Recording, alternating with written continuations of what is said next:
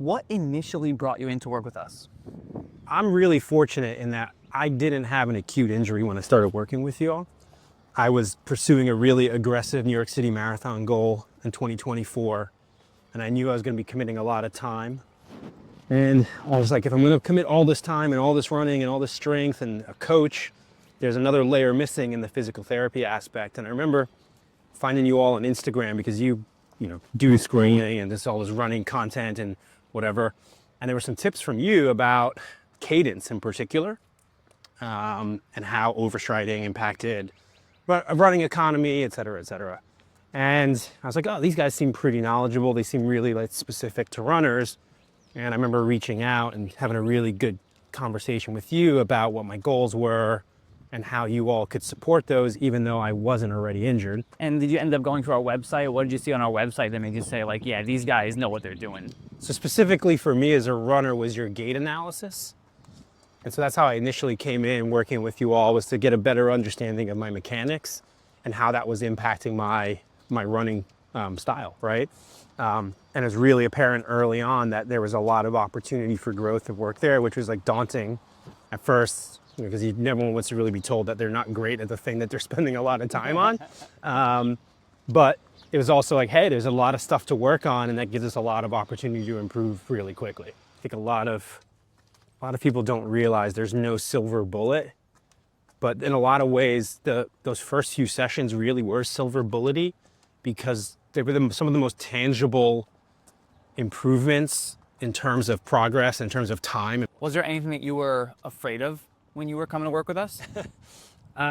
Being judged for my lack of athletic ability. And I know that sounds ridiculous, but having been someone without much of an athletic background and really only gotten into running and athletics in the past two to 3 years, I was scared of coming in there and you all being like, dude, you probably just shouldn't run. You're not built for this thing. After the initial analysis, it was like, all right, you got a lot to work on, which is what I was scared of. But it wasn't like, here's a lot to work on and you can't overcome this.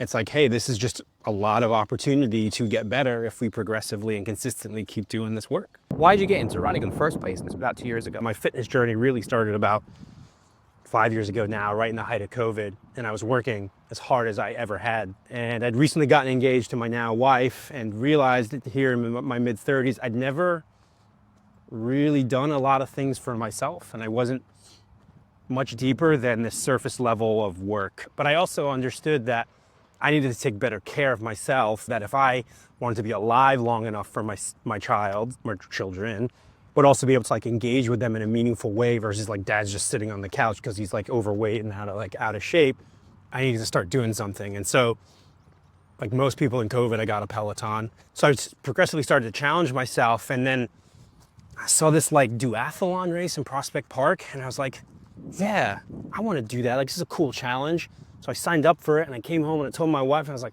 super excited. I'm like, hey, I've signed up for this duathlon. She's like, that's a run, bike, run. I'm like, yeah. She's like, you've never run. I'm like, no. She's like, you don't own running shoes. I'm like, no. She's like, do you own a bike? I'm like, no. She's like, I was like, I don't know. I'm just going to figure this shit out. And so that just I progressively started to challenge myself more and more and more and more athletically. And then eventually got to the point where all right, I want to run a marathon. After you started working with us, what did you notice was different or unique about our approach to care, treatment, performance training? The thoroughness of the explanation and detailing of the why behind the exercises and the understanding of the issues is really important. Knowing the why behind it and the why behind the exercises was really important. You all have been very responsive to my questions, or saying what's working for me and what wouldn't work for me based on my just physical skill set. During your marathon training, how and when did you notice hey, my work with these guys is actually working? I had a benchmark race, which was the New York Road Runners Brooklyn Half, and I wanted to hit a very specific time to be okay, at this fitness level, I feel comfortable going into my training plan. And I blew the goal out of the water.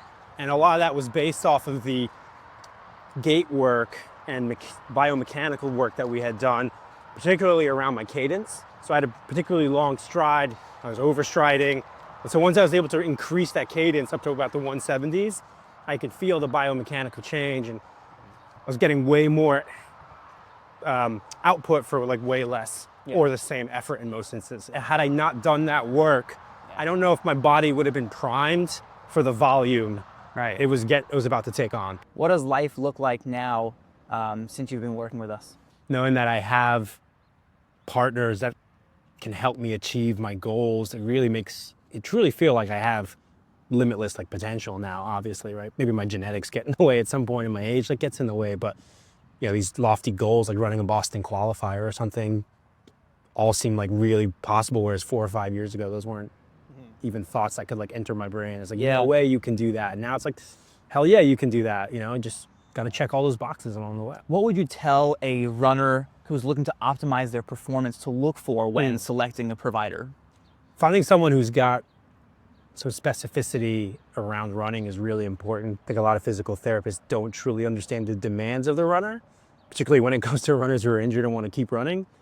It's good to have someone who's like, okay, well, maybe you can't run 50 miles this week, or we need to back your speed down, but this is how we can still keep you in the game, keep you working, and still progress, you know, your injury in a meaningful way. I think the second thing is someone who's willing to take a look at their approach and consistently evolve it, specifically as new data or new science comes in. I think you find a lot of doctors, and I think you see this even in like the primary care world, where they've just been doing it for so long a certain way. It's the rubber stamp application to every single person that walks in the door. And everyone's injury is going to be unique, and everyone's cause of injury is going to be unique, and their lifestyle and all those other things that sort of make up the holistic person. That really all needs to be accounted for when it comes to the care and the treatment. Like, you know, asking a working parent, like, hey, I need you to spend 7 days a week doing a 45-minute program, probably not going to work, right? I think taking all that stuff into account is really important. My name is Michael Judeh, and I turn my setback into a comeback with the help of the Game Plan Physical Therapy.